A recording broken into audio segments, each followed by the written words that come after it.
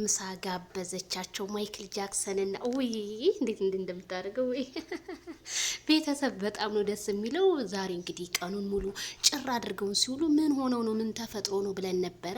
እንግዲህ ቡዜ ቆርጣለች። እንግዲህ የባል ቤተሰብ ቆረጠ ነው። ሲወዳችሁ ግን ጥግ ድረስ ይጋፈጣል። ቡዜ እንግዲህ ለሩታ በጣም ብዙ ክብር ነበራት። ያንን ክብሯን እንግዲህ ሩታ አሳልፋ ለሄርሜላ ሰጠቻት።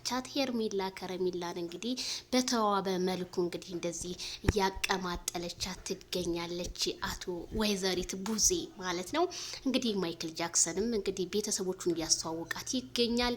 አዎ እንደዚህ ነው የሚያምርባቸው። ዋው እንግዲህ ቤተሰብ በነገራችን ላይ ሩታን እኮ የአብርሽ እህቶች ጋብዘዋት አያውቁም ነበረ እንዴ ይሄው ሄርሜላ ሲሆን ግን አረ እናንተ አስወድደው እንዴት አያችሁት? ሄርሜላ ሲሆን ግን የቡዜ ቤት ጋብዛት ምናምን አያችሁ።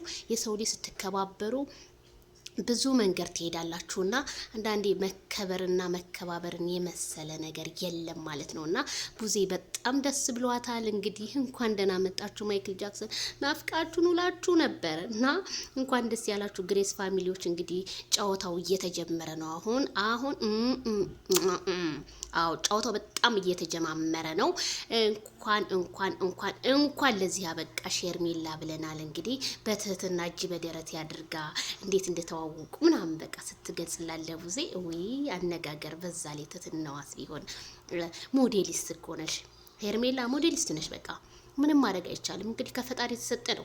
መቼም ያንቺን ሳቅ ሌላ ሰው ሊሳቀው ቢል ያንቺን አለባበስ ወይም ያንቺን ሪያክሽን ላድርገው ቢል በፍጹም አያደርገው። ምክንያቱም ከፈጣሪ የተሰጠ ስጦታን ማንም ሊቀማሽ አይችልም በማለት እኔ እላለሁ። ቤተሰብዬ እንግዲህ የምሽት ዜናችን በላይቭ እንገናኝ። ላይክ፣ ሸር፣ ሰብስክራይብ በማድረግ ቤተሰብ ነው።